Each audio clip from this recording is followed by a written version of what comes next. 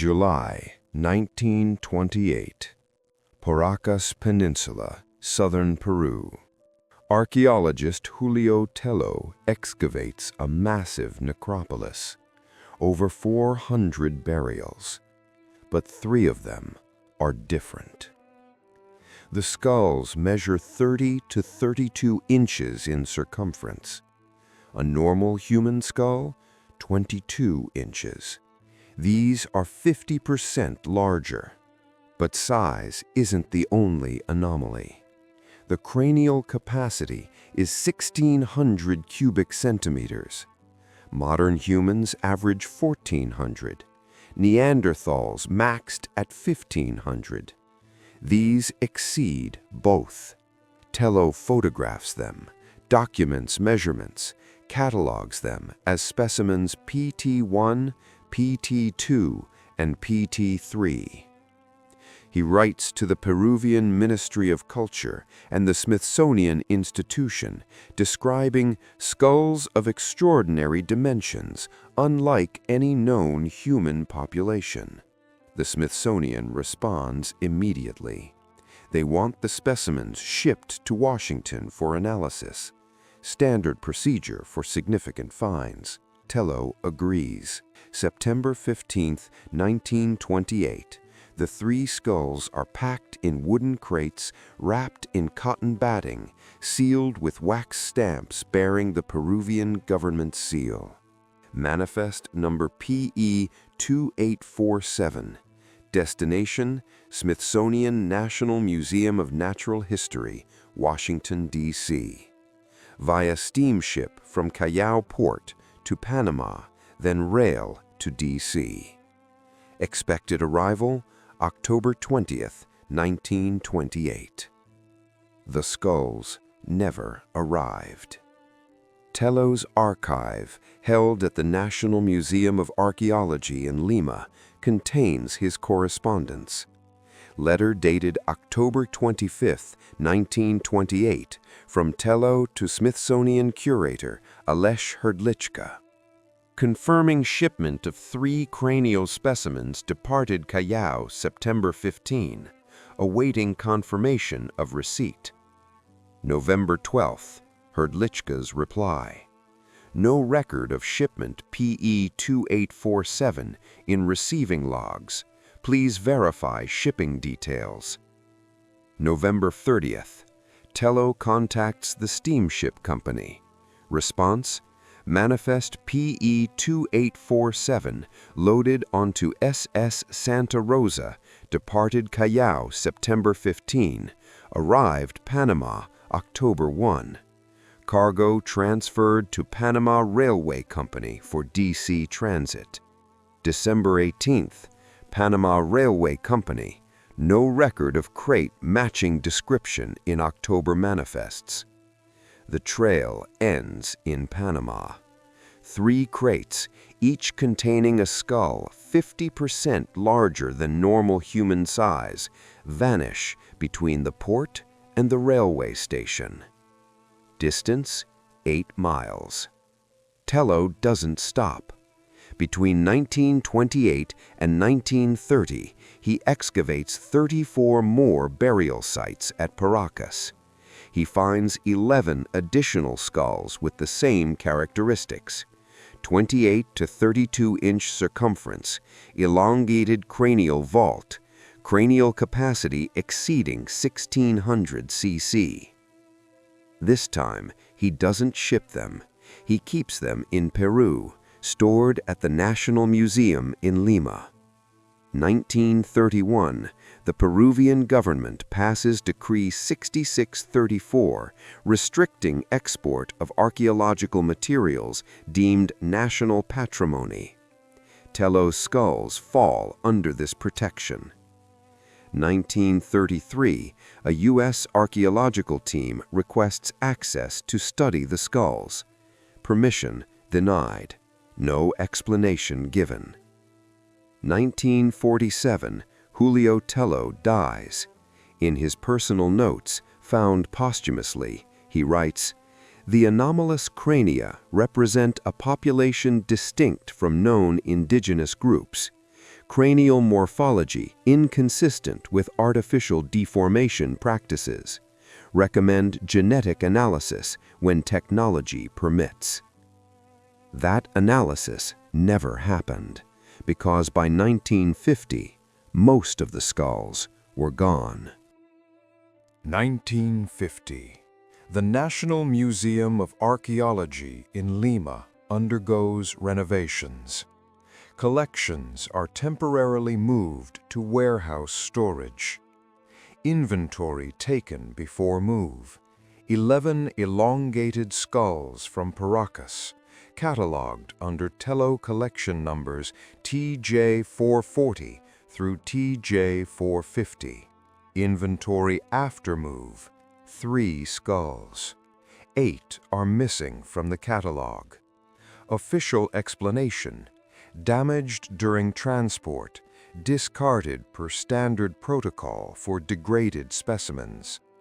Problem: Tello's documentation describes the skulls as in excellent preservation condition with minimal surface erosion.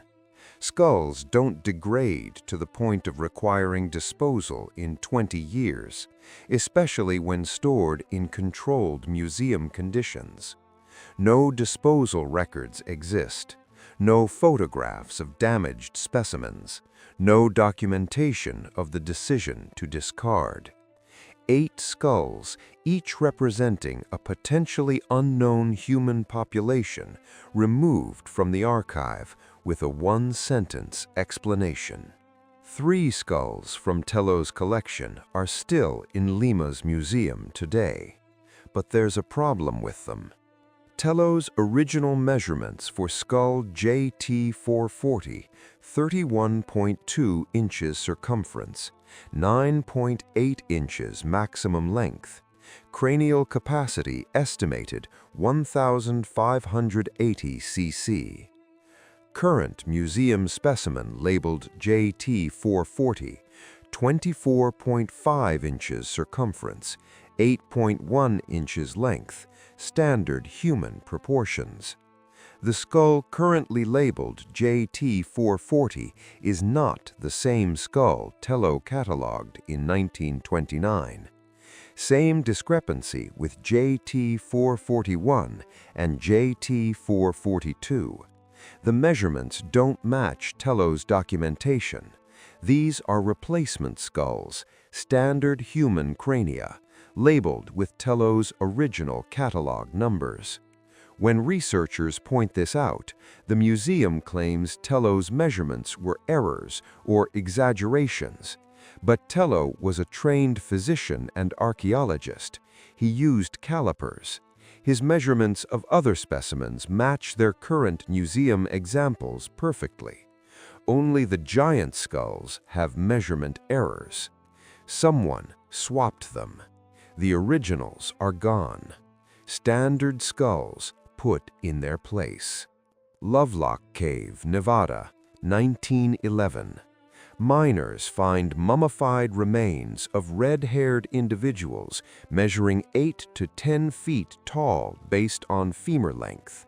University of California archaeologists excavate the site, recover skulls and bones, shipped to Berkeley. By 1930, most are missing from the collection. Official explanation: lost in storage transition. Lompoc, California, 1833. Soldiers digging a pit for a powder magazine unearth a 12-foot skeleton with a skull of enormous dimensions, reported in the Santa Barbara Gazette. The skeleton was sent to the Smithsonian. Current Smithsonian records: no entry for Lompoc skeleton in acquisition logs. Catalina Island, 1919. Archaeologist Ralph Glidden excavates burial mounds, finds skeletons 7 to 9 feet tall. He photographs them with measuring tapes visible, exhibits them publicly for 3 years. 1922, a representative from the Smithsonian visits and offers to purchase the collection. Glidden sells. The skeletons are crated and shipped to D.C. They are never catalogued in Smithsonian records. When researchers inquire, the institution states no record of purchase from Ralph Glidden exists. Yet Glidden's sales receipt, dated March 14, 1922, is in his estate papers. Payment, $2,500. Buyer, Smithsonian Institution. 2014. The Supreme Court of the United States receives a petition demanding the Smithsonian release information about giant skeleton acquisitions. The institution's response, filed as document SC 2014-0876. The Smithsonian Institution has never possessed, catalogued, or displayed skeletal remains of individuals exceeding 7 feet in height, outside of modern medical anomalies such as gigantism. But there's a problem. Internal memos from the 1920s and 30s, obtained through FOIA requests in 2008, reference large skeletal acquisitions and problematic specimens requiring restricted access. One memo, dated 1933, from curator Alesh Hrdlicka to the director, recommend permanent storage of oversized cranial specimens in Warehouse 7. Public display would invite speculation inconsistent with current anthropological consensus. Warehouse 7. The Smithsonian claims this warehouse designation was never used, yet the memo exists in their own archived correspondence. The petition was dismissed. The Smithsonian was not required to provide inventory records. Between 1850 and 1940, over 200 newspaper articles across the United States report discoveries of giant skeletons. Not folklore, not exaggeration, measured accounts with specific dimensions. Examples: New York Times, May 4, 1912. Skeleton of 8-foot man unearthed near San Diego. Skull measures 28 inches around. Smithsonian notified. Wisconsin Decatur Republican, December 18, 97. 18 giant skeletons found in burial mounds near Maple Creek. Heights range from 7.5 to 9 feet. Artifacts sent to Chicago Field Museum. Arizona Gazette, March 12, 1909. Explorer G.E. Kincaid discovers cavern in the Grand Canyon containing mummies of beings 8 to 9 feet in height. Smithsonian funding expedition for further exploration. Pattern in the articles. Discovery reported. Smithsonian or major museum notified. Specimens shipped. Then silence. No follow-up articles. No museum displays. No scientific papers. It's as if the discoveries vanish once they enter institutional custody. 2011. Geneticist Melba Ketchum requests permission to conduct DNA analysis on the 3 remaining Paracas skulls in Lima's museum. The museum agrees. Samples taken from the interior of the cranial vault, where contamination is minimal. Results? Mitochondrial DNA shows haplogroups not matching any known indigenous South American populations. Closest match, European haplogroups, with anomalies in base pair sequences that don't align with any reference database. Ketchum requests permission to publish. The museum withdraws cooperation, demands the samples be returned, and issues a statement that the DNA results likely reflect contamination and are not representative of the specimens. Ketchum publishes independently in 2013. The paper is retracted within 6 months. Official reason: insufficient peer review. No other DNA analysis of the Paracas skulls has been permitted since. The original bone samples Ketchum extracted requested by the museum for reanalysis, returned to Lima, never independently tested again. The question isn't whether giant skeletons existed. The newspaper records, archaeological reports, and photographic evidence confirm they did. The question is, why systematically remove them from the historical record? Official anthropology operates on a specific timeline. Modern humans evolved in Africa 300,000 years ago, migrated out 70,000 years ago, reached the Americas 15,000 years ago via Bering Land Bridge. This timeline is foundational to modern evolutionary theory and historical consensus. Giant skeletons found in sealed burial mounds predating known Native American cultures don't fit. If a distinct population of 8 to 10-foot tall humans lived in the Americas before the accepted migration timeline, the entire framework collapses. It's not just anthropology, it's history, archaeology, human origins, cultural development, entire academic fields built on the current timeline. Accepting giant skeletal evidence means accepting that something is fundamentally wrong with the consensus narrative. Institutions don't do that. They suppress the anomalies and protect the framework. The skulls aren't just bones, they're evidence against the approved story. Here's what they don't want you connecting. The timeline of giant skeleton suppression matches the timeline of architectural reset, 1850 to 1950. Same 100-year window when giant skeletons are found, then disappeared from museums. Ornate pre-1850 buildings with impossible construction are demolished or renovated. Historical records and maps are confiscated or rewritten. Architectural styles abruptly simplify. Copper-based infrastructure is systematically removed. The giants weren't just another human population. They were the builders, the architects, the engineers of the advanced structures we call Tartarian.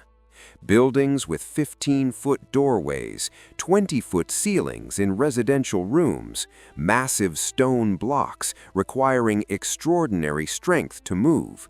They weren't built for 5 to 6 foot humans. They were built by and for people 8 to 10 feet tall. The suppression of giant evidence isn't just about protecting evolutionary timelines. It's about hiding who built the old world. Because if people realize giants built those structures, they start asking, what happened to them? Why are they gone? And what does that mean about the reset? The skulls in Peru weren't just anomalies. They were proof of the architects.